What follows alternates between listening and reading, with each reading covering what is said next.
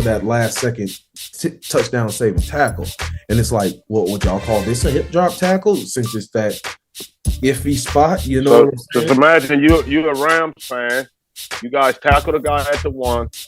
They throw a flag and call hip drop and give him a one more down from the 1. Well, it's half the distance. So from the 6-inch line, that's the type of shit I'm talking about, bro. And then the other thing is physics. All right. So what if the running back is 240 pounds running at me? I am Jack Jones. I'm a $180 soaking wet.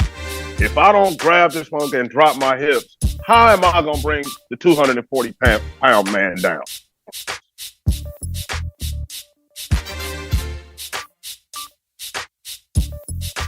Alrighty.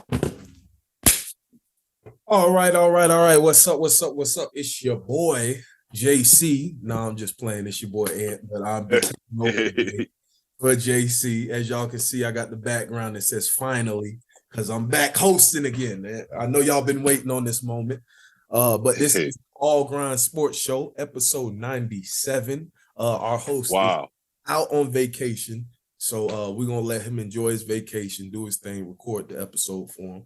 But I am joined by the wonderful legend, the living legend. Once a Raider, always a Raider. He lives by that mantra. Mr. Raider, Ragu, how you doing today, sir? Yes, sir, man. Appreciate it, man. You already know, yeah.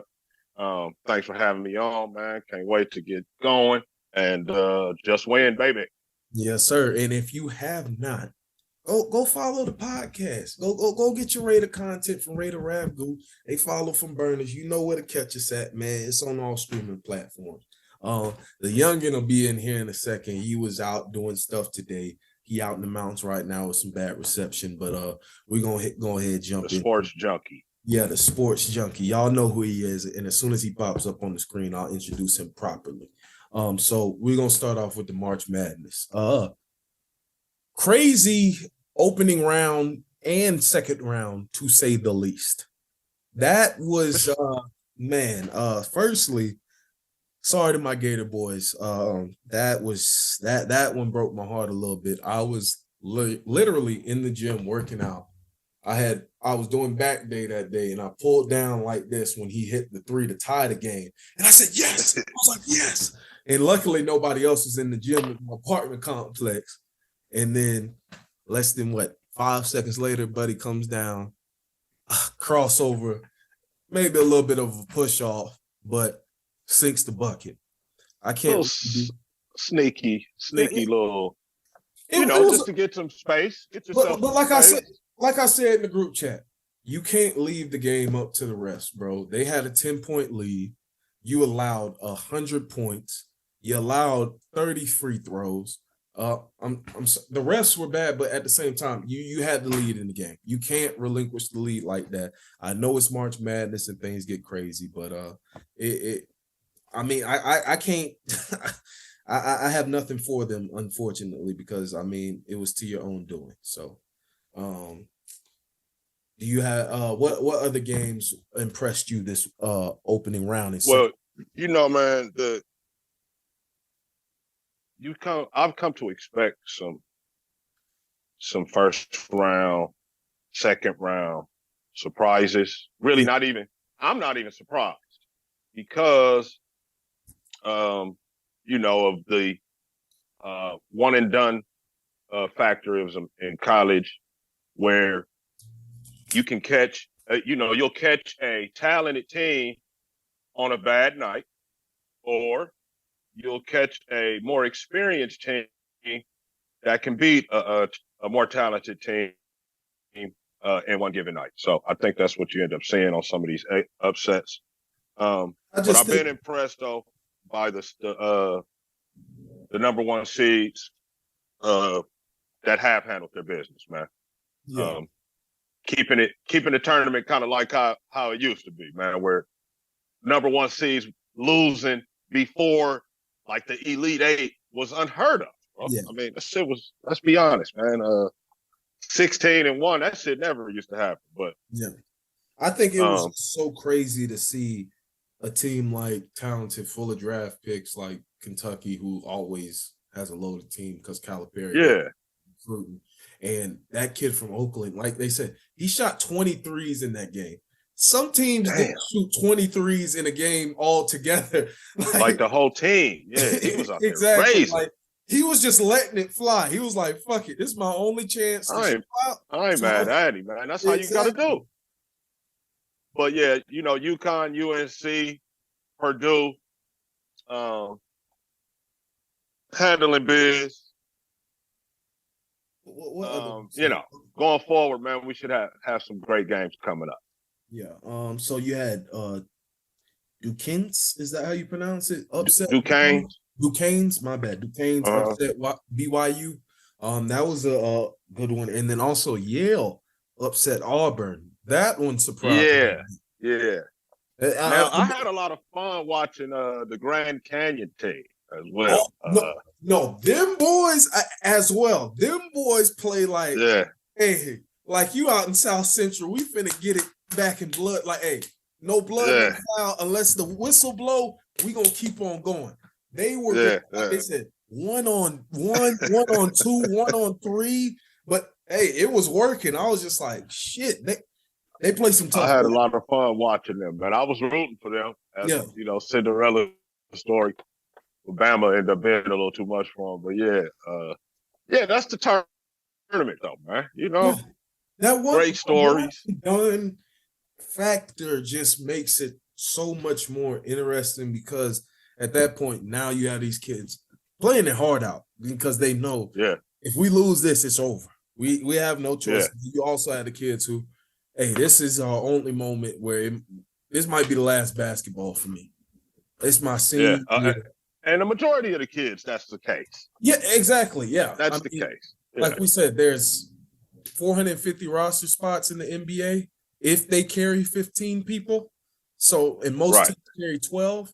So, yeah. So, it's great to see that some of these kids get, you know, their 15 minutes of fame is what they call it. And, you know, they going back to the college campus with at least a win under their belt and letting everybody know, hey, we did that. We got to win on the grand stage for our school. So shout out, especially when you upset somebody big that you're supposed to get blown out by or whatever, and you guys end up getting it done and stay longer. You know what I'm saying? Like people when you left school, they'd be like, "Oh, you guys will be home in 2 days." But you end up getting to stay longer, play the extra game. The trip was more fun, and no one will ever be able to take away from you and your group what you guys did and what big school that was you guys beat that day. So, it's a big deal, definitely. I will say the team that probably disappointed me the most was FAU. I know they're just an 8 seed, but I felt like that game. Did you see the ending to that game? I did not. So they go to OT. Well, firstly, at the end of the game, I forget what player had the ball, and I don't think even FAU had the ball. I think this was Northwestern, but he walks up like he's an open gym and just chuck. He like, bro, you got 5 seconds. Like he didn't even try to make a move and drive to the basket. Just sat there waiting and it was FAU, matter of fact, and just chucked it. And I said, what the hell? Chucked the shot. Yeah, just chuck the shot. I said, what the hell is that? I said, that lost the game right there. I said, y'all lost the game right there. And then they ended up going on a run. Like, they took a whole bunch of bad shots. I understand that you're tired and that it's tough fought games, but you can't do stuff like that at the end of regulation in OT. That swings the momentum completely into the other team's hands. You do shit like that when you're tired. Too. Yeah. I was most impressed, I would say, probably with UConn this weekend, man. They handle fucking business. Like I don't know how any other way to put it. They handled fucking business. Like they blue blood college basketball program, and they're in the tournament doing them, bro. This is what they do when they get to the tournament. When you think about it, man, it's been the other coach. I forget the dude's name. The white long. And then Kevin Ollie. Now this guy, you know what I mean? So it ain't just one coach, bro. It's that school. Yeah. Yeah. And when it comes to basketball, bro, we can talk Duke and Carolina, UCLA, Arizona, whatever all we want, bro. But UConn in the last, let's say, quarter century, I believe has been the marquee program, man, the tournament. Even through the one and done era of the last, 10, 12 years or so. I will say they're still winning. I will say I will say especially definitely on the women's side. That's without question when they went on their historic run with All-American after All-American, WNBA player after WNBA player. So, and good WNBA players. So here we go. Here he is. Finally, he's here. Come on, get on the screen, nigga. Yes, sir. I finally got reception. Jesus Christ. Here we go. Youngin. Who's black? Well, white, which is black. As JC would say, so icy gang, tatted like a biker gang. Let's go. The sports junkie. How you What's doing? What's going on? I just gotta. It's been a minute. It's podcast motherfucking Tuesday. Let's fucking go. And we've been doing it on different days. And Isaiah's the host. Finally say it. Yeah. So Isaiah's the host too. Yeah. So we were discussing the tournament. We discussed the big upsets. Coach Calhoun. That's what I was thinking. Yeah, we'll go back to that in a second. But right now we're talking about UConn. I felt like they were the most impressive team in the opening 2 rounds to me. By far. By far. And Ragu went as far as to say over the last 25 years, they've been the marquee program since 99. And I mean, I said from the women's side, there's no debate whatsoever. Absolutely. And then I love what Dawn is doing. And, the Gamecocks and all that, but she hadn't been able to get the length of time yet that Jean had over in UConn. Listen, Ragu, in middle school, I did a report on them breaking the record for most games won, and when they passed the UCLA team and everything, and how it was not only to women's basketball but to women's athletics as well. Because I mean, I don't care who you are, I don't care what sport you're playing. 100+ games in a row with 5, 6 national championships in a row is it could be marbles. I don't give a fuck if you're playing marbles. And I'm glad. Oh, my bad. So go ahead. But we were just saying. I mean, you kind of have to. You have to have them in that debate, regardless if you have them number one. There is no question. I can't say he's wrong because I mean they've always pretty much been in the tournament, been effective teams in the tournament, making pretty big runs. They've got championships under the belt. With that run with Kimball Walker, I remember starting that run with him, watching it on TV when he started in the Big East tournament, rushing home from school every day so I could see him in the Big East tournament. And then going on to the tournament, the NCAA tournament, and running through that shit. And then I think it was like a year or 2 later, Shabazz Napier did the same damn. Oh my God, Shabazz Napier. And then this team. I mean, right now, I don't see any team that's going to stop them. I'm sorry. I mean, it's going to have to be one of the other. Think NC can do it? Well, you know how this show is when you say we come on to say something like that. Yeah, and then it happens. But honestly, UConn's a different breed. Honestly, that's just the. Honestly, this is what told me. If I just started, excuse me, I got a little tongue tied. But if I just started watching college basketball, like say last year, one thing I'll know right off the bat, watching UConn. These guys had a 52-19 lead at halftime. And what did the head coach say? That was terrible defense in the last 4 minutes. We need to correct that because we will not advance in this tournament and we can't give them any breathing room. The last 4 minutes up 52-19. That right there told me everything I need to know. You don't want to just be you guys set a standard and you expect to raise it. You set a standard and you want these guys to. You expect to surpass that bar. And also, man, when you relax and take a breath in the NCAA tournament, that's when you get popped. Yeah. Yeah, that's what happened. That's what happened to Florida. That's what happened to Auburn. I feel like that's what happened to most of the teams that got upset. You go in there, you're like, oh, we are high. Oakland upsetting Kansas, and then whatchamacallit, old boy from Yale that hit a few jumpers. Old boy from Oakland University that hit about 4 threes in the first half. Hold up, wait a minute. So, but UConn is just year after year. And coach after coach, they have been successful. Yeah, man, I can't agree more with that. And honestly, too, it's hats off to them.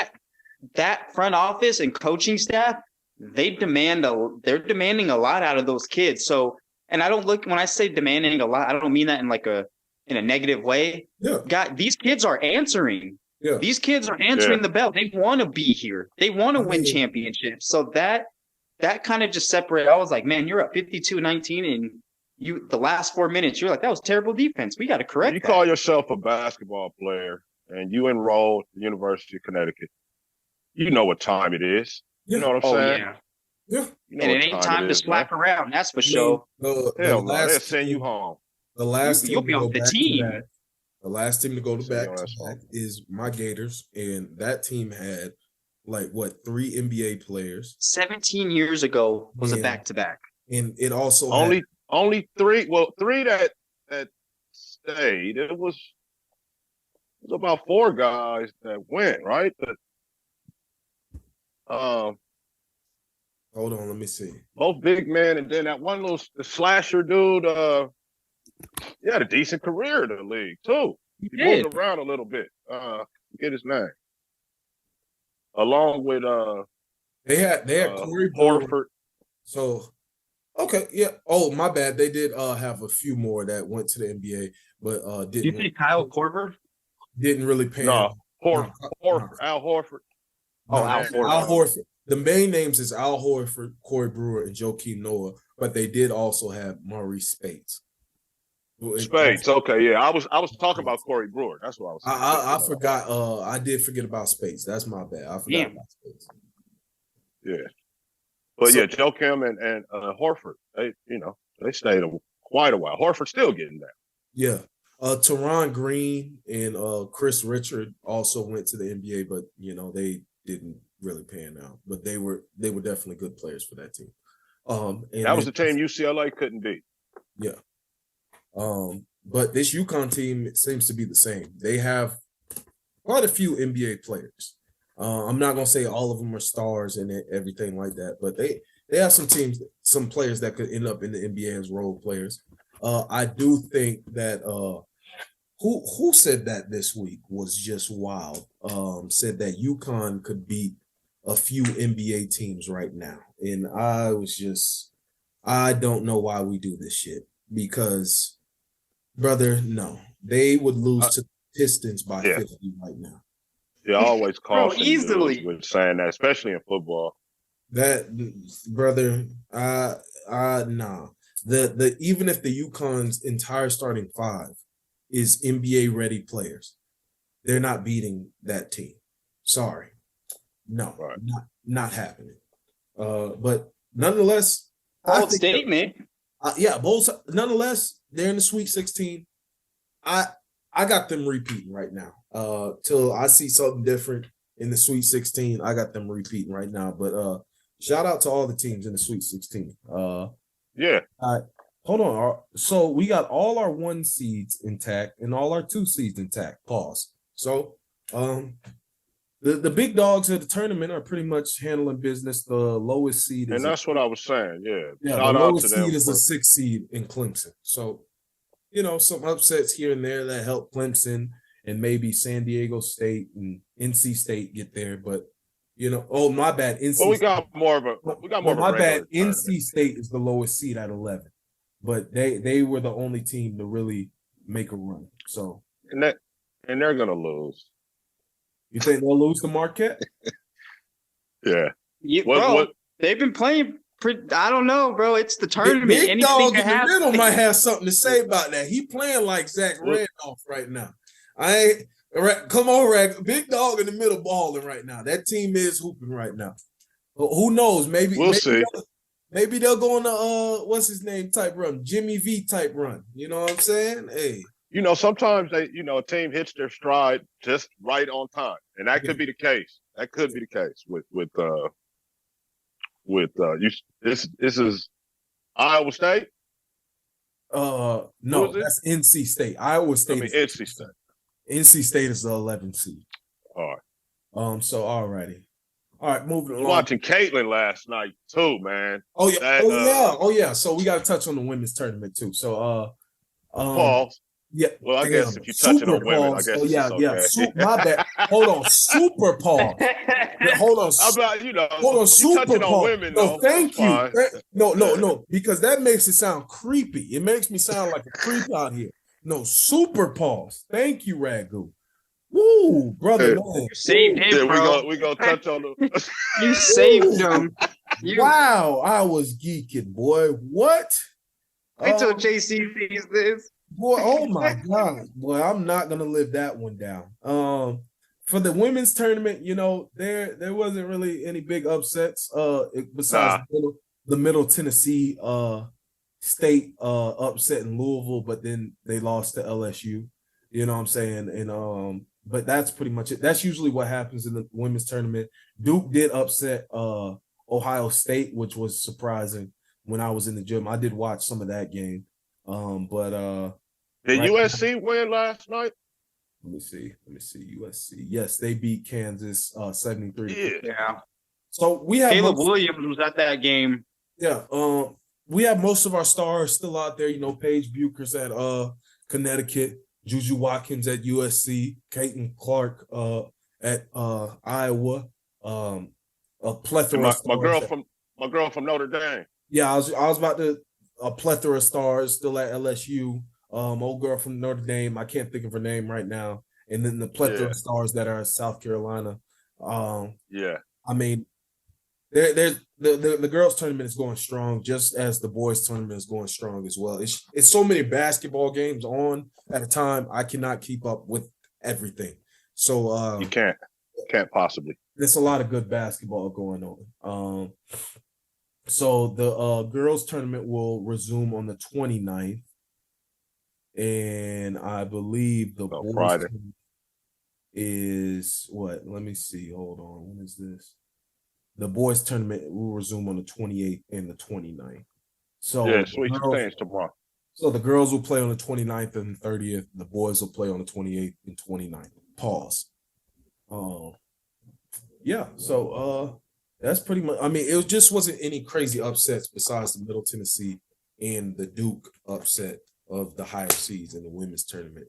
It's just, I mean, I don't know what for what reason that is. Maybe talent isn't spread out quite enough. I feel like it's getting spread out more and more. We've seen more upsets here recently than we did in past years because it used to always be, bigger seeds take over and do it. Look, I don't think when I was in elementary school or middle school, I saw a title game without a 1 seed going up against anything lower than a 2 seed in the women's. No, you didn't see it. You didn't see that. Women's basketball. Maybe that Villa. Well, no, that's before y'all time. Yeah, that's what I'm saying. No, you didn't see it. You didn't see it back then. No. Yeah. So let me ask you a question: true or not true? The women's tournament has been more exciting this year than the men's tournament. I'm gonna be 100% honest. I enjoyed watching the women's tournament more than the men's. The games that I have watched. I don't know, scrappier. Seem like they play harder. I don't know, man. I say this all the time. When I was, the one thing that I was good at in basketball was my footwork. I had really good footwork, partially because of baseball, But then partially also because I watched a lot of college women's basketball and a lot of WNBA. They are far more fundamentally sound than the men because they're not as athletic. They can't jump as high. They're going to be far. They're going to sit down. They're going to rotate properly. They're going to talk on defense much more than the men's do. So I feel like that definitely helped my game watching them because I couldn't jump out the gym. I wasn't one of those players. So I find like that was that old girl from what school did she go to? Iowa State. The more bigger girl. I don't know. I don't want to sound improper. No, I know. I'm just saying. I don't want to be improper. I don't want to be insensitive or nothing like that. But she was. Yeah.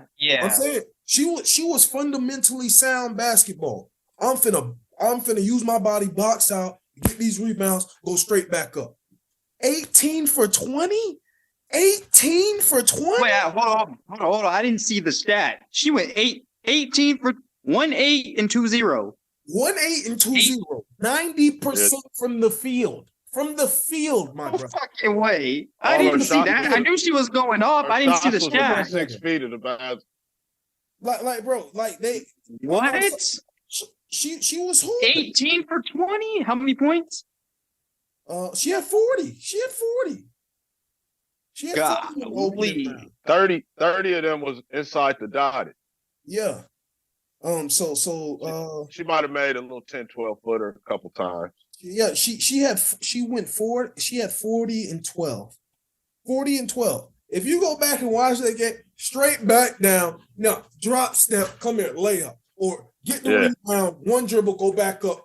Like, bro, straight fundamental sound basketball. It was like taking candy from baby. Exactly. Don't make it hard. Let's not make it a hard game. I'm not even finna do all this dribbling or nothing. I'm finna go straight to the post. Come here. Come, boy. I loved watching that game. Like I had told Ragu earlier, that shit with FAU and Northwestern pissed me off. You got 5 seconds of regulation. You on the wing and you just dribble and walk up. You out there chunking and just chucking shot. Drive to the hoop. Try to get a foul. Something. Well, how do you feel, Drake? Were you more excited to see the women's side of the tournament or the men's side of the tournament? Obviously, I enjoyed like watching both of them, but if I had to actually pick one, it was the women's because boy, they were going back and forth, left and right. Yeah. A team could go down by 10, and then it was 3 later on. It was like whoa. And not saying that there weren't any good comebacks in NCAA. It's just you kind of already knew, that team will advance. That team will advance. The only one that did that surprised me was Oakland over Kansas. But outside of that, the women, bro. My bad, Ragu. Go ahead. I was just gonna say, bro, the women, man, they want it, bro. Yeah. And another thing, have you seen the way, like you were just saying, fundamentals? The way ball transition has been, that, bro, they should be getting me, like that ball movement, bro. They be, bang. It's just, bro, and they're creating their shots, their open shots. Like I'm like, that's crazy. They've been balling, and watching the USC game was a good one. Yeah, the one. So I give her proper respect. The young lady's name from Iowa State is Audie Crooks. You was hooping round game. Audie Crooks. She was hooping. Hey, and it seems she's a freshman. She's a freshman too, so she'll be back next year. She running it back. 18 for 20 as a freshman. Seems to be in more a tournament. Lady stars too than ever before. Yeah. Am I wrong? Yes, correct. No, definitely. Ever before. I can't remember a time. Remember, there would be years where there was that 1 or the 2. Yeah. But like this year, man, there's stars all over the country. So down south, you got Flaugier, Angel Reese and them. Up north in the Midwest, you got Caitlin Clark and Audie Crooks. Because Audie Crooks, I mean, throughout the year, she averaged 19, 8, and on 57.7 from the field. So as a freshman, I mean, I can't imagine what she's going to do. She's going to be something else. With this experience under her belt. So yeah, she's going to be something else. In the Northeast, you got Paige Buchers and them at UConn. Out west, you got Juju Watkins. Like, and then like you said, in the middle, old girl from Notre Dame. Come on, man. Come on, man. What a they all over. Alive for stars all over, man. Yeah. And have you noticed too? But that's also kind of going back to our point when we said when I first joined this show, we always used to say like it's my bad. I had it in my head and then I lost it. Damn it. And I feel like that's what my bad. I can't remember what report. I think it was Bomani Jones who was saying that. I feel like ESPN kind of fumbled this in Iowa and LSU kind of fumbled this Angel Reese and Caitlin Clark situation. Like they should have immediately, they should have found a way to make that a rivalry that instilled into the teams, LSU versus Iowa. You know what I'm saying? I mean, that would put asses in seats. Exactly. Like LSU versus South Carolina, that puts asses in seats. That's a game that needs to be played every year. Especially after last year? Yeah. So I feel like they need to continue to build on this momentum that they have and truly usher their stars into stardom while they're there for the 4 years that they're going to be there. And then hopefully this will take a turn and positively affect the WNBA and more people will watch that, and then that game can grow, hopefully. I mean, it only can, I would say, increase the salaries, everything for them. Yeah. And also too, I remember what I was gonna say too, like back when I first came onto the show, we used to say all college and pros are doing is evolving year in and year out. So there's no longer this guy's good. There's no longer picking a few guys out. No, everyone's good now. Yeah. Well, when you know what I mean when I say good, but like, yeah, definitely. Maybe not everyone's going to the NBA, but the league it's evolving year in and year out. It's only getting faster. Yeah, I mean the league, even though certain aspects of the game, I feel like need to be changed and things like that need to be improved. But as far as talent, pure talent, the league is. I mean, the talent pool is deeper than we have ever seen. Like, as far as from 1 down to the 12th man, the talent pool is far deeper than we have ever seen it at any point in NBA history. So, yeah, I mean, same thing with even women's basketball. I mean, basketball is compared to other sports, it is a relatively young game. It is like soccer and golf and all those have been around since ancient times. And 1900s. Yeah, so like I mean, organized soccer with rules and stuff, but people have been kicking around a ball for ages. People have been hitting a ball with a stick for ages. So you know what I'm saying? Even though baseball wasn't a sport, people were still throwing a ball and hitting it with a stick and stuff like that. And that's why we saw baseball been around a long time too. Yeah. I'm saying that's why we saw the golden era of baseball already. For some people, they feel like we've seen the golden era of soccer already. We've seen the golden era of golf already. But there'll be a time when it'll take a little bit of time to evolve again. But there'll be another time where we see the golden era of soccer again, the golden era of football again, the golden era of everything again. But right now, we're living in the golden era. To me, as far as talent pool, like, yes, we've had years back in the day with the 80s and 90s that were great and inspirational, and that's what's inspired this era of basketball here. That's why we have a talent pool that is so deep. Alrighty. Basketball is done. We switch over to football. The Titans have made some moves here this offseason. I think this might be their biggest move. L'Jarius Sneed for a third rounder. I mean, he's a premier corner in this game. Number one corner. We've seen him play fairly well, and all they got back was a third round pick. So do y'all think he wanted? He's been effective for the last couple of years. Yeah. Did y'all think he wanted too much from the Chiefs, and that's what caused or from any team who's gonna trade for him, and that's what caused the price to go down possibly? Or I thought they would get at least a second. So he was already on the tag, which was what, 14-ish or more than that? Was it tag was 18 million? Yeah, it's something. I don't know exactly, but it's a. I'd have to look it up. But they tagged him in KC anyway, and how it goes. I was just having a conversation with a couple of my bros yesterday about the 49ers. The nature of the thing is, bro, you can't pay everybody the whole time. Like, you can have years where you got everybody there, but then eventually somebody's gonna want to get paid. Someone's gonna leave, yeah. And it's time to go, right? Or you get to breaking up the team.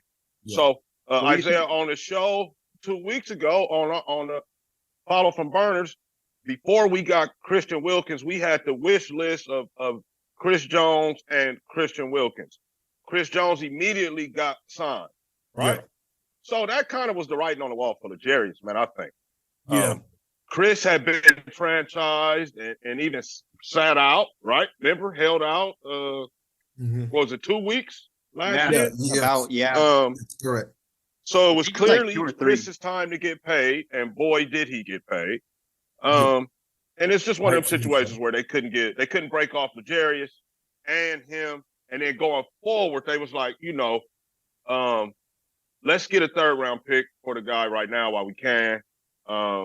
And I guess try to draft a corner, bro, and kind of restart, because in the salary cap era, you got to kind of figure it out who you gonna pay and who you're not gonna pay. Yeah. And right now, all these teams year in and year out, they're only getting better, so it's very hard to maintain that winning establishment, because in football, when you lose. In basketball, when you draft to not be good for a year or two. You draft to be good for the next 10. Yeah. In the NFL, and then another thing. Yeah. Another thing, Dre and Isaiah, they are 6th overall, and then 38th, and then like 72 or about number 70 for that 3rd round pick. So that's a pretty good player, man. That's number 70 or so overall pick coming back. That's a decent player. Yeah. They wouldn't get the person, So the franchise tag, my bad, Dre. The franchise tag for cornerbacks this year was $20 million. So 20 mil? Yeah. So 20 mil? That was the decision right there. So they wasn't gonna break him off. You weren't gonna be able to pay Chris Jones and him like $50-60 million per year. Like, if you want to be totally honest, it was good looking out by KC by letting him go get his money, man. Not keeping him under the franchise tag. Like, they might have let him play 1 year under the tag, but they wasn't gonna pay him that next year for sure. No. So it was sort of like, hey, you know what, man? You helped us win a Super Bowl, bro. Go get your money. We can't give it to you. Yeah. That's how I really it was smart for them to franchise tag him, so that they could at least say, okay, at least we'll have this year to negotiate something, to figure something out to get him out of here. And also, Isaiah, like we know, because we haven't did the draft show yet, but ton of corners. Yeah. In this year's draft. Yeah. We did discuss that. We said, if you're gonna get off of a guy, your number 1 starting corner that you got to pay money. Well, this is a good year to do it. You got some corners in the draft. I agree with that.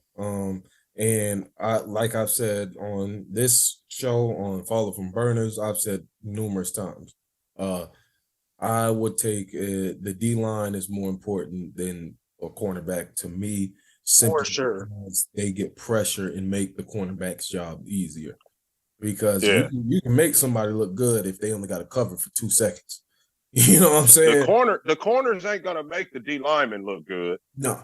Under no circumstance. Right? No. And I'm not trying to say that a corner's job is easy by any means, but I'm just saying a great D line obviously makes a corner's job easy. No doubt about it.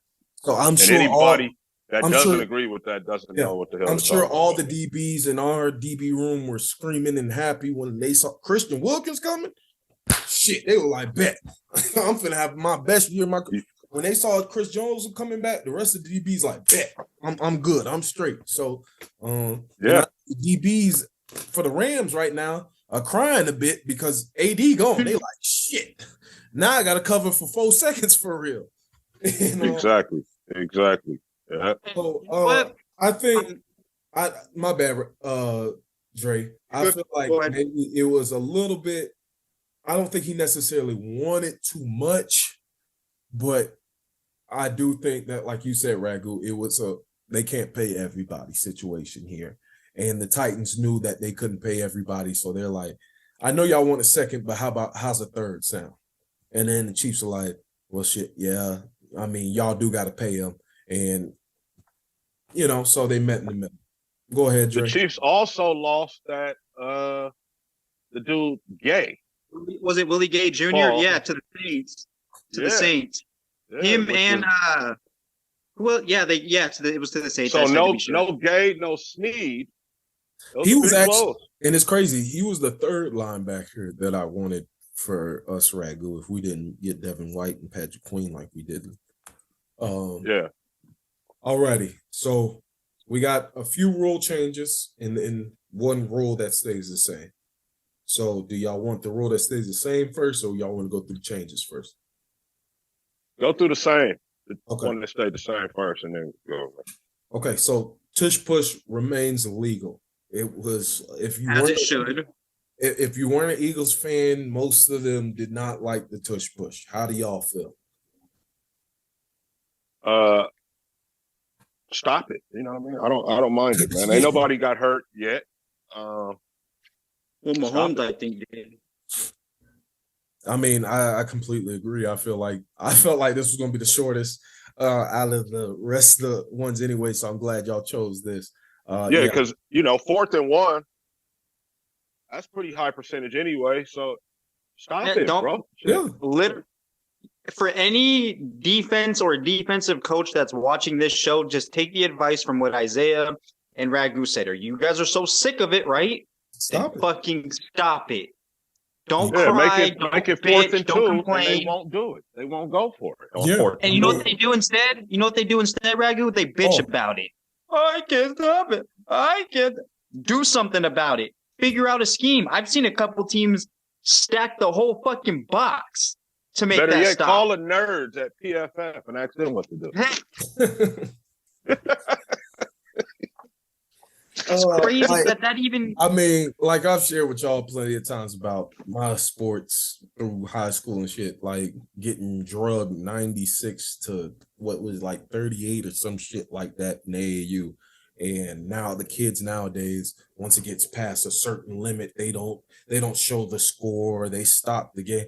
No, fuck that. There's some leagues that don't even keep score. Yeah, bro. Like I said, bro, nah, fuck that, bro. If you don't want this shit to keep on happening, get your ass in the gym and grind. Pause. Get your ass in the gym and work out. Do what you need to do to become a better player in your sport, in your craft, and as well as lead your team. Lead by example. Hey, bro, nah, bro. We just lost 96-38. Hell no, bro. We're not playing the game today, bro. Nope. We need to go work out. We need to go get some shots up. That's the type of time I was on. It can only make you a better person by failing like that and getting embarrassed like that to me, and then going to say, nah, I'm not going to let that shit ever happen again. I might lose again, but damn sure not in that fashion ever again. And I never lost like that. That shit happened when I was in 6th, 7th grade. That shit never happened again. Never happened again. And that's the whole point of those situations. Like, I'm going to use this as just an example. For example, the Celtics yesterday blow a 30-point lead, and they're cruising. They're too focused on what's ahead now instead of focusing on, game to game, which is fairly right. I understand, but you can't do that because these teams are only playing when that playoff starts. It's going to be constant pressure from the start of the game to the end of it. Alrighty, so couple rule changes, the big one that's somewhat divided people, the hip drop tackle. How do we feel about this new rule? A lot of players have gotten hurt with the hip drop tackle. Some people on the internet are saying, how is this person supposed to tackle this person without the hip drop tackle from behind? Pause. So I mean, Ragu, you'll know more. I only played football through maybe 5th grade, so I don't know shit. Not finna sit up here and say I know shit about actually being yeah. So I got a couple problems with the rule. First, I just feel like it's another. I was gonna call it a bullshit rule, but I'll give it. I'll say it's another rule, bro, for which the fucking refs are gonna have control of outcomes of the games. Right? Yeah. You know it's gonna be a crucial ass. It's gonna come down to crucial moments, somebody bro. brought up your point. I believe is that the Rams versus Titans Super Bowl? I believe that is where it comes down at last second. And it's not necessarily a hip drop tackle, but I mean he grabs him from behind, and the way it looks, his hip does drop, and he drags him down for that last second touchdown saving tackle. And it's like, what would y'all call this, a hip drop tackle? Since it's that iffy spot, you know so what I'm saying? Just imagine you a Rams fan. You guys tackle the guy at the 1. They throw a flag and call hip drop and give him a one more down from the 1. Mm.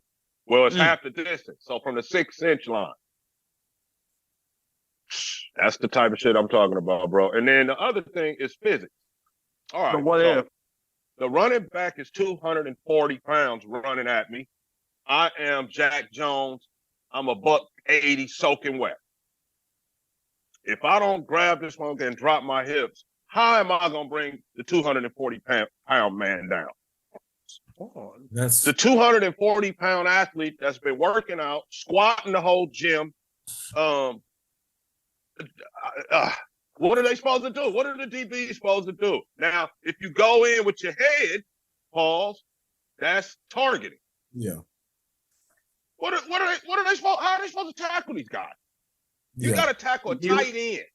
Yeah. You the corner. He's coming. When you're trying to tackle Derrick Henry. And it's most of the times that I've seen the hip drop tackle happen, it happens when like a smaller guy is grabbing like a tight end or somebody from behind, and then it's like, bro, like, bro, if I jump on his guy's back, pause, all he's gonna do is tote me into the end zone. Just keep running with you. Yeah. So I mean, on the real, imagine if they couldn't hip drop tackle Gronk. Like, you know how many? Kelsey. I understand this player safety aspect for it. Like all the players are like, you know, some people have broken ankles, hips done been messed up, you know what I'm saying? But I said this before, I just feel like a barbaric game like football where you are throwing your bodies at each other in the most dangerous ways, pause, cannot be made safe. I mean, it can't even really be made safer. I mean, every single play out there, you're going out there and you're risking possibly your life, like legit your life. And it's unfortunate, but I'm not gonna necessarily say it's a bad rule because the players are like, bro, it's saving us from injury. But at the same time, I'm not gonna say it's a good rule because, like, just like you said, Ragu, this is gonna put the game in the refs' hands. And they have the language of what describes a hip drop tackle. It's all based upon what you see. So it's crazy. Too subjective. Yeah, and it's just absolutely crazy to see that they really changed. And again, I understand, like, you know, I'm gonna piggyback off what Isaiah said. I understand the injury aspect of it, but at the same time, it's like, this is fucking football. This is a gladiator sport. Yeah, you can only make it so safe. Yeah, but at this point, you're pretty much telling them, let's put some flags on and play flag football. Because you're going to, for example, I'm 4'5". Oh, and we talked about that, man. Yeah, I said, bro, if you're, I'm 4'5". The only way to make this safe, like as safe as possible, is to put them out there. Literally. And because like the only way you could have a collision is by accident. You know what I'm saying? So Yeah. I'm not gonna sit up here and say, like I said, I'm not gonna say it's a bad rule. I'm not gonna say it's a good rule. Just think, you at the corner. Just indifferent. The end then got cracked back on. Guard is coming around with the running back behind him. You can't go low on the guard no more. Pause. Right? That's a rule. They took that out. And now you got to sit here and negotiate how you gonna tackle the running back if you can get to him. Yeah. It's they putting defense at because I'm too much of a fucking disadvantage. I'm not gonna lie. That used to I played a little bit of guard and tackle when I did play football, and we're not throwing the fucking football much in 5th, 6th grade, so running football. Boy, that used to be my favorite sight, coming around that motherfucking corner, seeing a small see that DB right there? DB right there. I'm like, oh yeah, bro, we going to the house. I ain't even got to really just one shoulder. Boom, I'm going. Let's keep going. Stay right behind me. Now just think, you the DB, okay. You negotiate that. You get around the lineman. Yeah. Now you got to say, okay, now how am I supposed to tackle the dude? Let me make sure I'm doing. Man, that dude is gone. Yeah. While you thinking? I can't imagine how a 180 back feels trying to get around somebody who, let's just say 280 to 320, and then you got to tackle somebody who at minimum is likely about 210. It can moving full speed. It can stiff. You're risking getting trucked. So, you're risking a truck. I'm just indifferent towards the rule, really. This is like, if you get past the lineman, you have to determine how to tackle. And you know what's more annoying too is, like, for example, because I'm 4'5", so if I have, say, Gronkowski coming my direction, and I'm the only one to make that tackle, and I can't hip tackle him, what the fuck do you expect me to do? He is gonna run through me. Yeah. Pause. Yeah, man. Yeah, pause. Yeah, but pause. Thank you. But it's just, I feel like they're, like you said, Ragu, they're making it too freaking safe. Or he's gonna do like a shoulder move or something and just throw your ass off like a but it's just an insect. Like, get your ass off. But like you said, might as well wrap it up. Give them flags if you're gonna be that. If you're doing that, like, Jesus, what happened to this being a gladiator sport? But hey, Roger Goodell's gonna do what Roger Goodell's gonna do. Yeah. So the next and hold on, Isaiah. No quarterbacks got hurt right with hip drops, right? I don't think so. I believe no. This is that bullshit, bro. This is another way to control the game. Yeah. This is a questionable. This is another way to script shit out. Oh no, not the script. All right. Like, it was a hip tackle. Oh, he kind of didn't think it was, but the ref how much do you want to bet? How much do you want to bet we're going to get those type of reactionary tackles in late game situations? Just because of course. Game they're going to instantly think, low. They're instantly going to think that, and then the ref's going to flag them. Then they're going to be like, damn it, like, I forgot you can't. So no, that's what's the penalty, y'all? This is 15 and it's like a personal 15, I think. 15, I believe. Hold on. Let me see. I was gonna say correct me on that just in case. Automatic first down. 15 yards and automatic first. Wow. Make it easier for the offense, why don't you? Check and see, Isaiah, if that's in fact what it is, man. That's the same as, DPI. Now I got confident in the Patriots this year. So I did not know this. So it is a 15-yard penalty, but so it could result in fines for players. What? So that's how you really make them think about the tackle, their money. Now they're thinking about their money. I don't like it. I don't like it. I'm on board. I'm on record as saying I don't like the rule. I don't know who Roger Goodell makes these rules, correct? No, the owners voted for this. This was voted. Yeah, the competition committee proposes it, and then the owners vote on it. Yeah. So wow. This one was unanimously approved by the owners. Now, the next rule that we're about to go over, all grind screen here for you. So this is the new kickoff that we will see.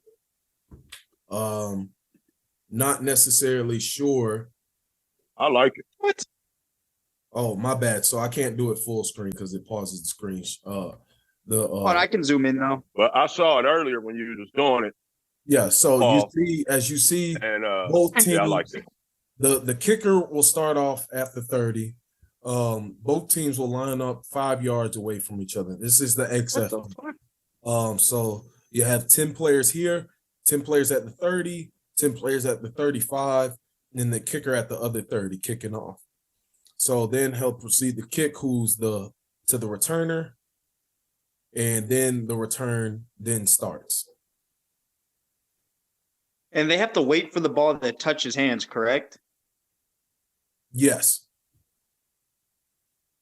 Once the ball touches his hands, that's when they go. And then all right. And so I'm actually cool with that. Yeah.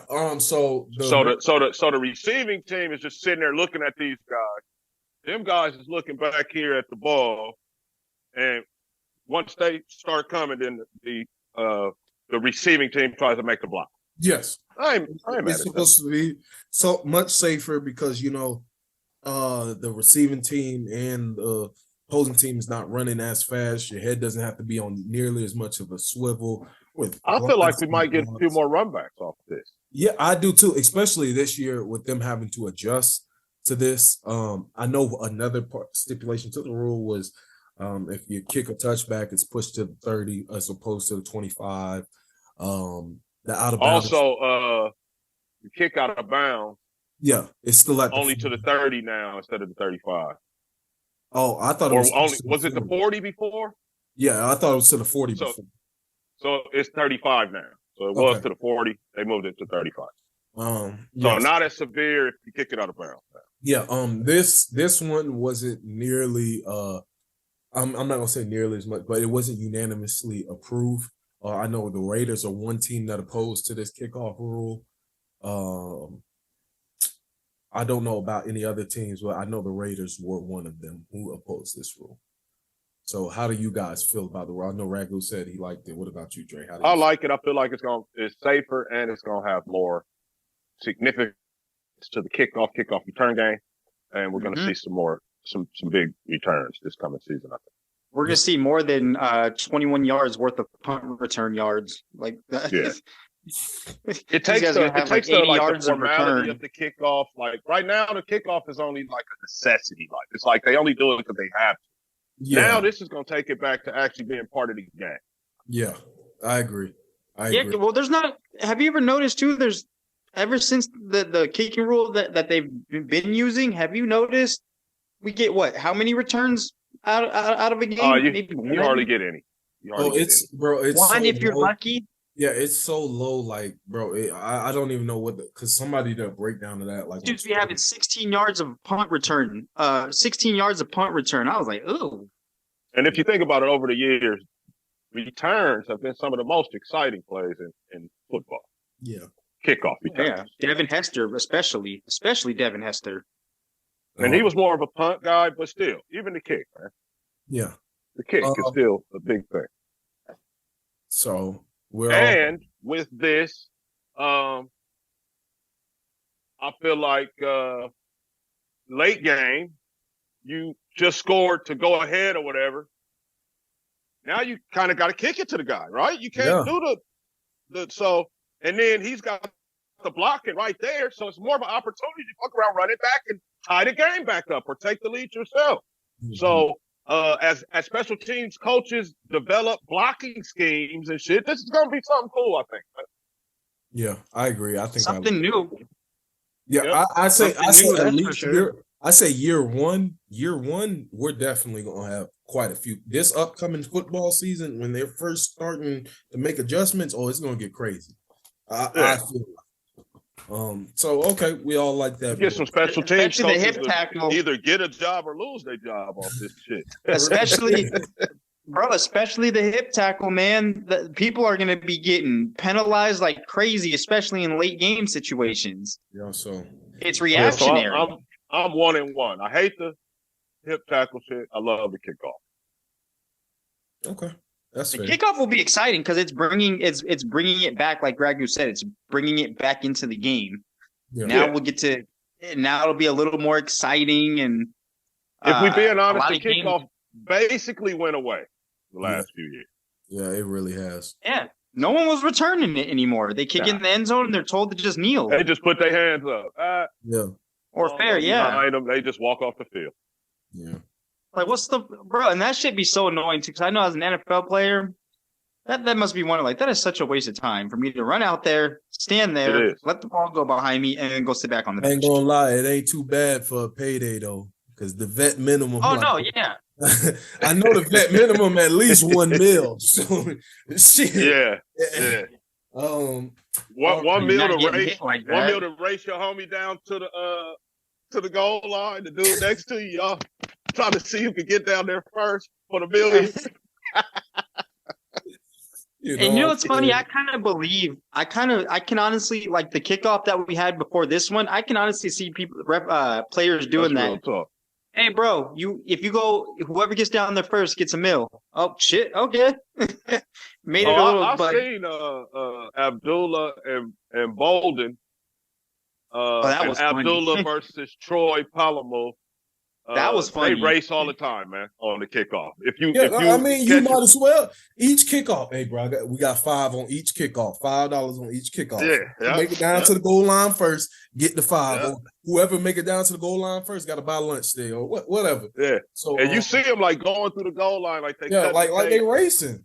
Yeah, they racing, man. Yeah, you see it a lot. I watched, the Raiders quite intently, and I know number 34, number 20, and number 22 race on kickoff all the time. That should be so funny too, because can you imagine them telling when they're going over memories? Remember when we used to race on the kickoff because it never meant anything? Yeah, you come through, they having a lively conversation. Be like, "What you talking about?" Be like, "No, man, we scored 8 times against the Chargers, and I beat the homie down there 5 times." So that's what we over here laughing at. You know what I'm saying? So anything else to note about the NFL before we move on, gentlemen? I mean, about the NFL rule change. Of course, we can go about the NFL for a day. Yeah, for sure. The NFL rule change. I'm good. But I will leave y'all with this. The draft is about one month away. So time is ticking. I mean, once the draft happened, after that is training camp, then the season is back. So we'll be back in action in full effect. So if you guys, real quick, Thursday, I don't know what your availability is like out there. If you guys want to get some position analysis ready for the draft for the Raiders, we're gonna do a show on Thursday for the Raiders, Andre, and we'll let you talk about the Patriot quarterback. We'll let you do that. We'll let you get that first round pick talk in. And we can't let you do a whole 7-round mock draft on the Patriots on the Raiders podcast. I'm sorry. Yeah, no, we can't do it. I'm sorry. It can't happen. It's the Raider Ragu show, so I can honestly just say it's strictly. It says it in the title, Raider Ragu. So you already know I can. No, you do. No, we just fucking with you. But I'll be there, Ragu. Just let me know. I was gonna say, let me know the time. Yeah, just let me know. Real quick too, I want to throw in 2 things. Maybe whenever you guys can. So I'm gonna play golf in the morning, and after that, we can do it. Only an hour. I always say that shit. And then we fuck around recording for 2.5 hours, nigga. Shut that shit up. So I'm looking. I told JC, only an hour, bro. But, I told JC, stop saying we're gonna be out of here by this time, because every time someone says that, we end up being on it for 3-4 hours, which I don't mind. But JC, he loved his basketball, and he be trying to rush to it, but then we end up taking 5 hours. He probably on the Instagram. But it's great. It's great for the channel though. So I can break up the content into 2 and 3 parts, and it gives me a lot to work with as far as content, because that gets a little bit. Oh no, it's hard to come up with content 24/7, Yeah. especially during the off season. Especially during the off And season. the offseason would be crazy. And I also want to throw in two things. And I just want to say this real quick. But we got Arizona playing tomorrow for the men's NCAA tournament. Mhm. Whoever the announcer is, stop. You need to stop. He says, Please, I'm begging you. Stop. Call him by his first name. You can't say cheeks wide open, misses a three. Hold on, pause, nigga, pause. Ragu, and then 2 games prior, he said cheeks spread it out. Literally said cheeks spread it out. I was like, bro, you're getting too comfortable with his name. I'm dead. Not the So cheeks call spread that it man.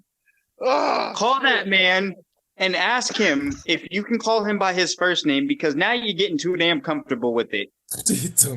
I bet you whoever's calling that game has already got some singers ready for him.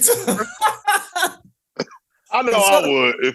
If I was calling that game, I'd be like, I got some shit for the people. Because some of them definitely know what they're doing. I don't know if y'all saw. It was like a week. It'd be like cheeks slap the backboard. No, it was like 2 weeks ago, and or maybe a little bit longer than that. So the NBA rookie Grady Dick, who plays for Toronto, and then Anthony Black, who plays for the Magic. These fuckers exchange jerseys and then line up in the perfect way for it to say Black Dick, and they post that shit all over the place, man. Shit. Have you seen that, Ragu? You need, bro. It literally said pause Black Dick. We were like, what? Shit. I'm in tears over here, man. Nah. So, Isaiah, you are right. They know what they're doing. Yeah, they just find it. They just have to sound professional. If I was calling Arizona game, man, I would have some ready for the people. I guarantee, man. So from the cheeks wide open. Hold on, cheeks over there clapping it up, bro. Pause. Oh man, something, man. Man, that's hilarious. Since you haven't seen it, I got you here. All grind screen share moment. So hold on, my bad. Hold on. Where is it at? Hold on. Look at these.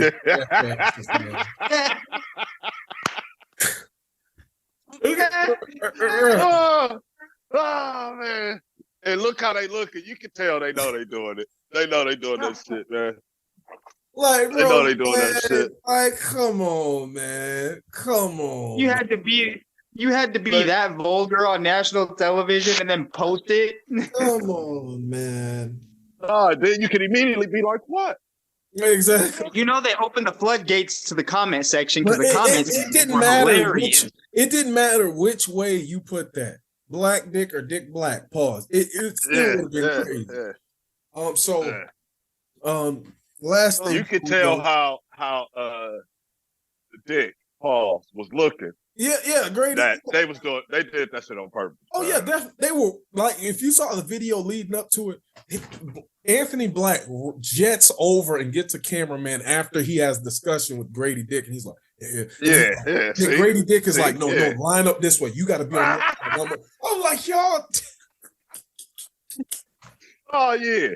But I will say the funny thing is, he like, let me go get it. The funny thing is, that's how you know that those rookies are still 19, 20 years old, because they laughing at dumb shit like that and thinking of dumb shit like that. And I'm glad that they're having fun. Before we head out, it has to be addressed, the elephant in the room, especially with y'all both being out in LA area. Ohtani situation. It's just, I mean, I'm not gonna say he's innocent. I'm not gonna say he's guilty. I'm gonna wait for the investigation to happen. before you insert. Yeah. I hope that he is innocent. But it is not obtuse for a translator to have that much access to his stuff, considering that Otani does not speak any English whatsoever. Well, I'm not going to say whatsoever, but very little English. So how much? Huh? So no, I was going to say something. I'm going to let you finish. So what was said was people don't see how he got. So I want people to understand this translator is with him for at minimum 12 hours a day. At minimum 12 hours a day. It's not obtuse that he would help Otani set up things like his phone bill in America, his bank account in America. He is more like a personal assistant rather than a translator. Now, and it's not crazy to say because he was making what? Even with the Angels, he was making crazy money. So if you got 20 coming in. So that's my point right there. That's my question to you guys. How much paper would you have to make to not miss $4,500,000?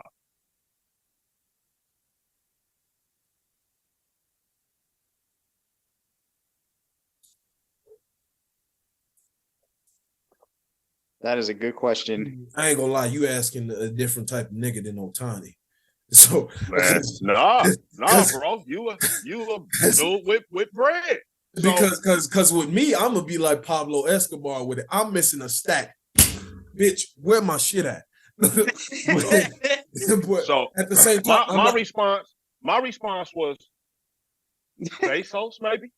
Yeah, that's why I said Bezos type money. Maybe I'll be like, oh damn, somebody took $4 million. Damn, yeah. Win.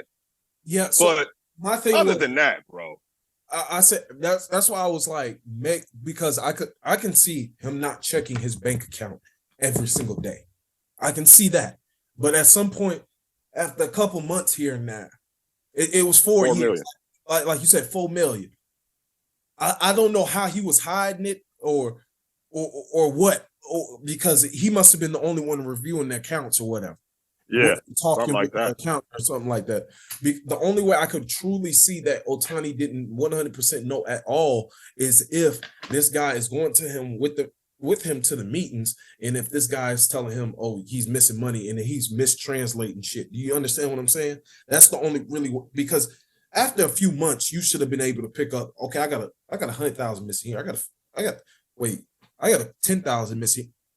Wait, I didn't go to the ATM and take out money this day. I didn't go to not the ATM, but to the bank and take out money this day.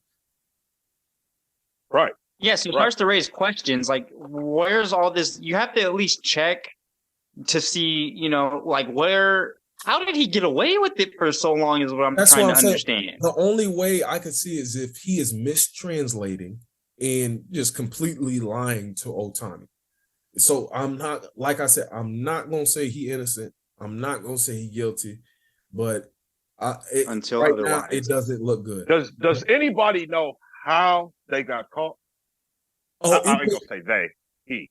He got caught because he admitted to it. That's what he said. He admitted to it. He came while they were in Korea. He went to the Dodgers locker room and admitted to it. He said, "I've been stealing money from Otani. I've been,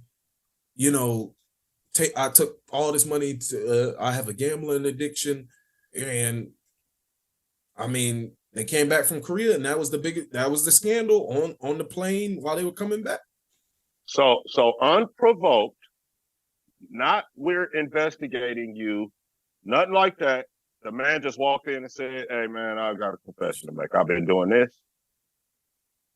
Is that right?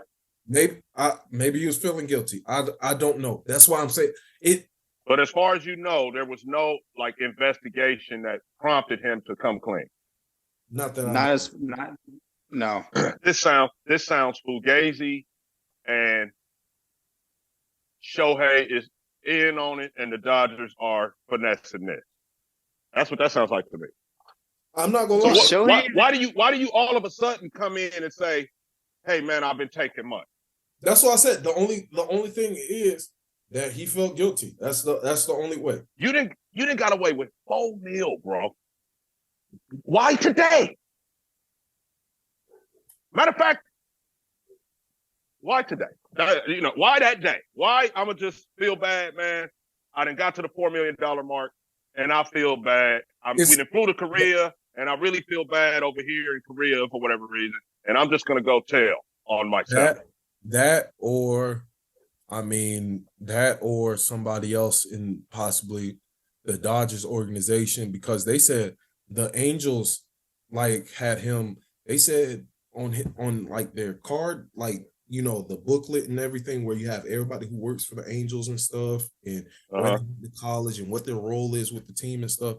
It says he graduated from UC Riverside, but UC Riverside never has anything of him enrolling.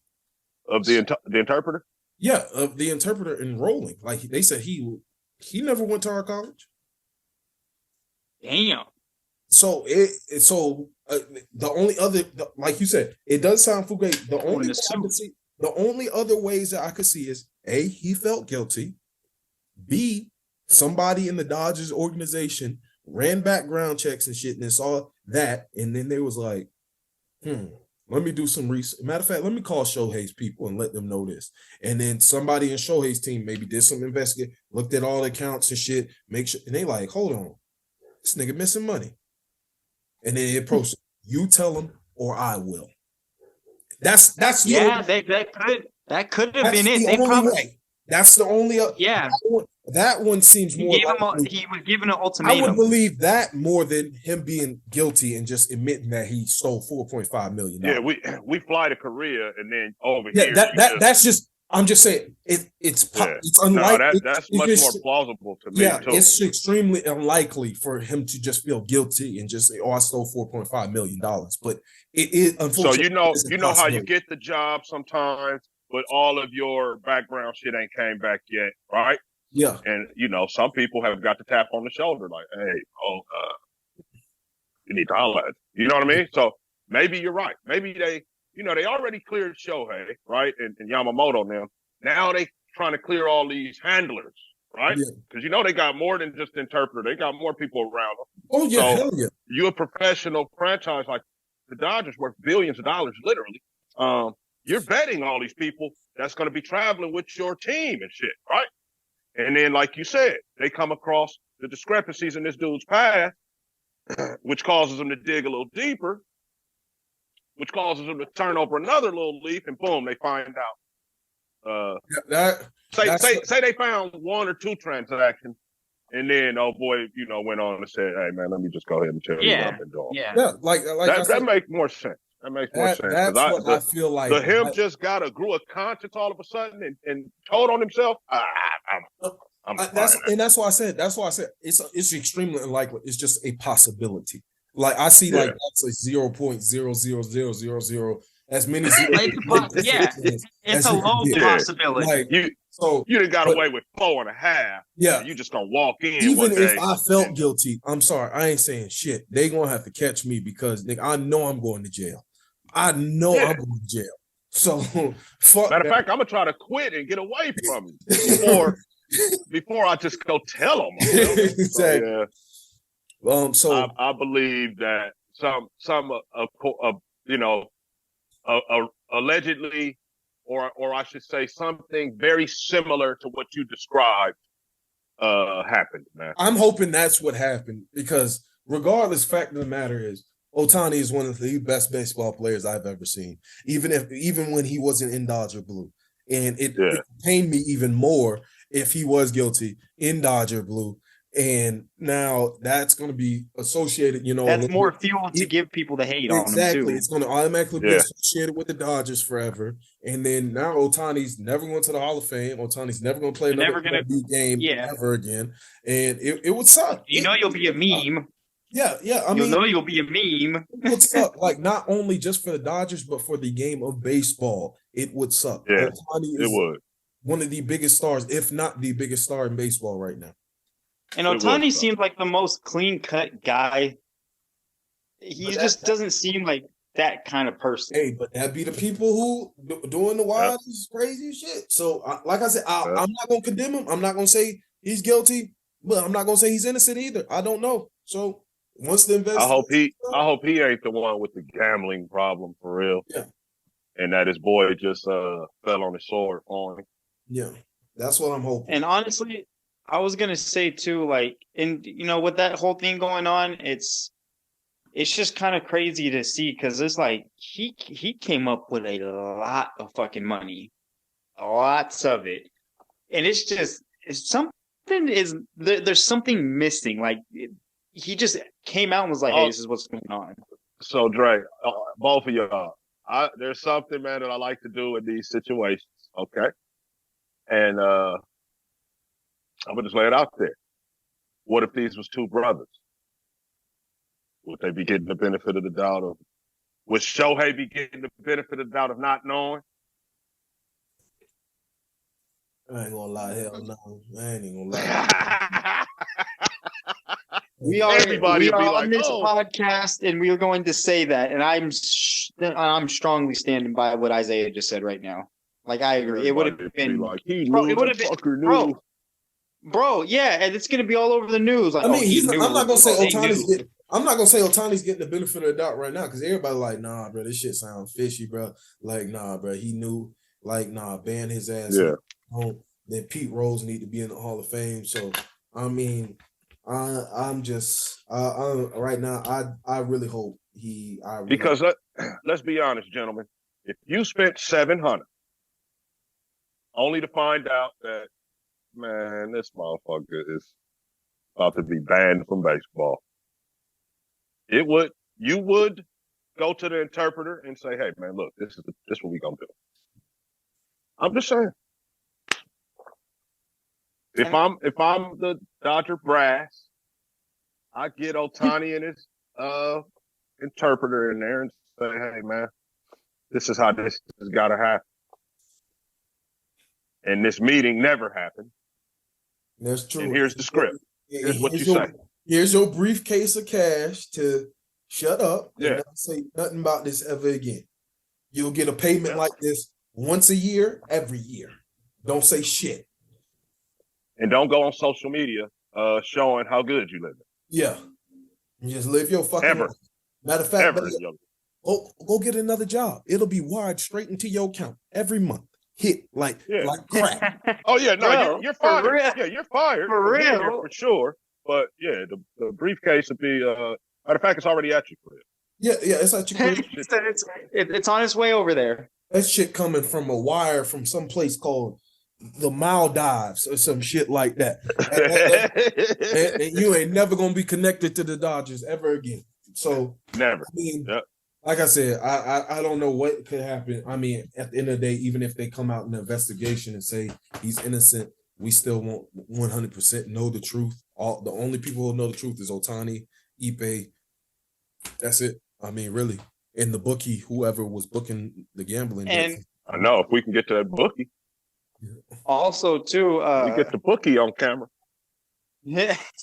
Also, I want to throw out there too, because after Otani had gone on there and had like a little press conference, he then went out and performed for the preseason. I mean, for spring training or whatever.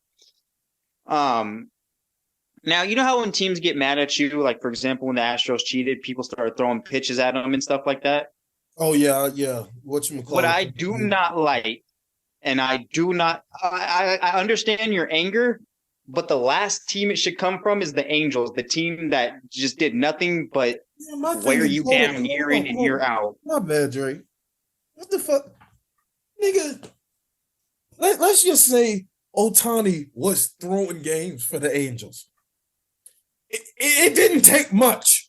It didn't take much.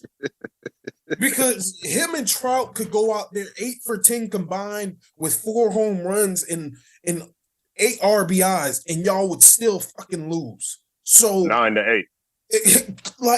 So it didn't take much. Let's just be honest. No. And you got the nerve to come up here and throw at Bruv's head, and you don't know shit about nothing. Come on, bro. They threw at him.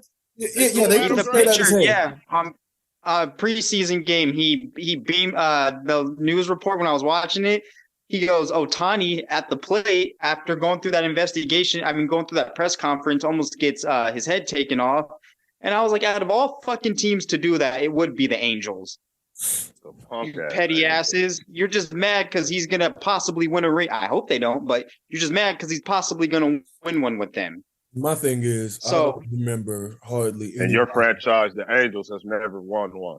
My thing is, I don't remember anybody. Oh, no. My bad. They did. They did beat. 0-2. 0-2. Yeah.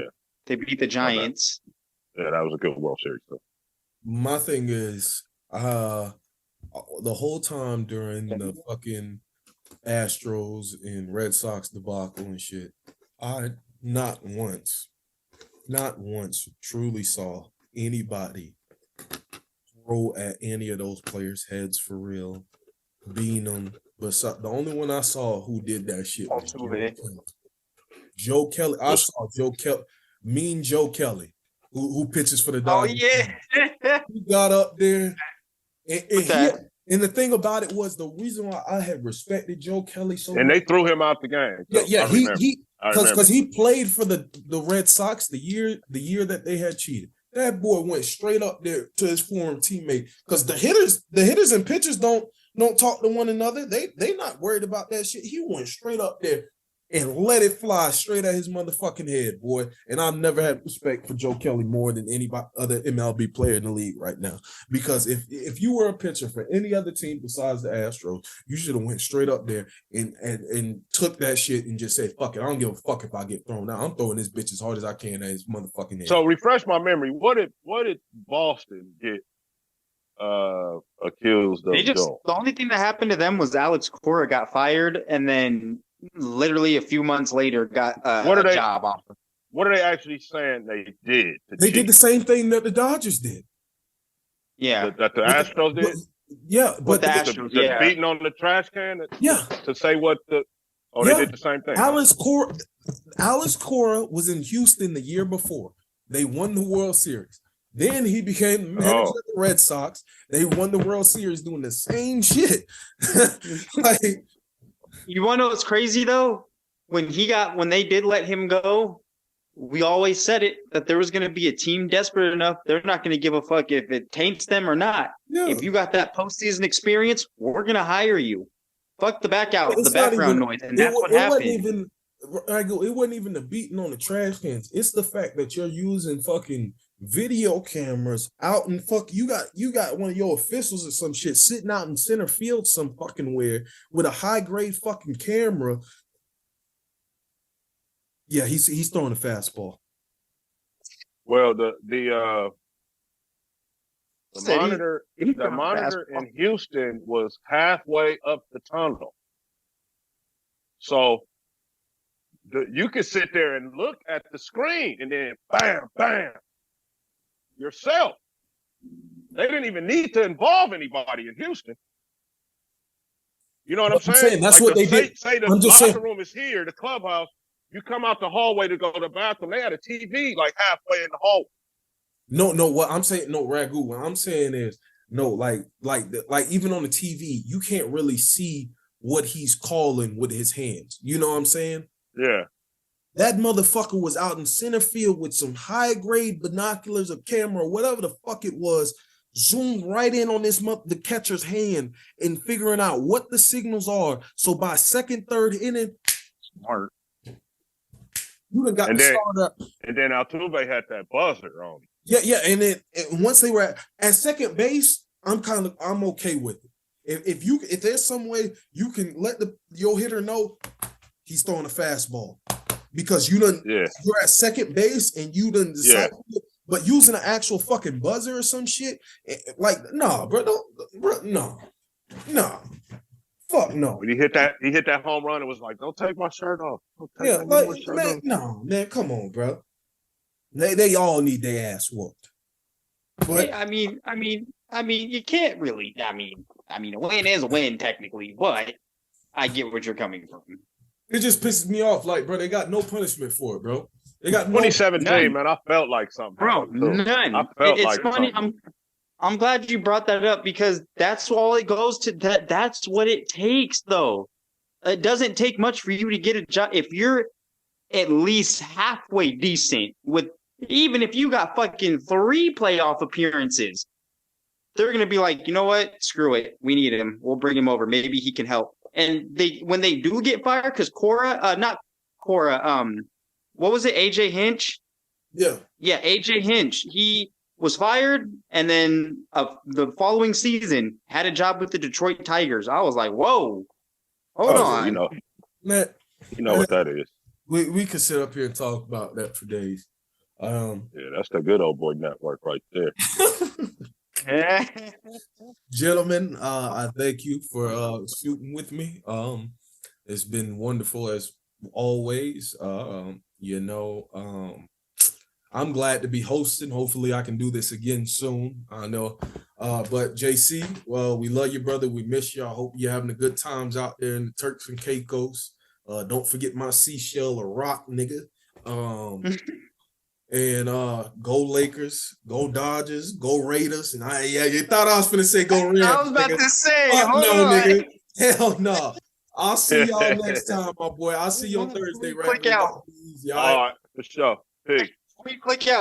Before you click out, I just want to tell you real quick, Alex Ovechkin, since we had our talk, has been scoring 2 goals per game. He's now reached 848 goals. Okay, Ovechkin. Go ahead, break that. 2 goals a game. The scoring record is 894. He has 848. Hey, at 38 years old. Oh, and that's Gretzky's record? Yes, sir. Who else? Come on now, Ragu. Who else? The great one. The great one. Exactly. All right, Big Al. I'll be paying attention to that. I actually know who Ovechkin is. And he's 38 years old. 38. Yeah, I need Ovechkin to go break that record, man. Records are meant to be broken. Records are big center ice, man. Just like LeBron's. Will be broken. Yeah, see, now he got to do all that. Like I said, go Lakers, go Raiders, go Dodgers. We out of here. This has been the All Grind Sports Show. Peace.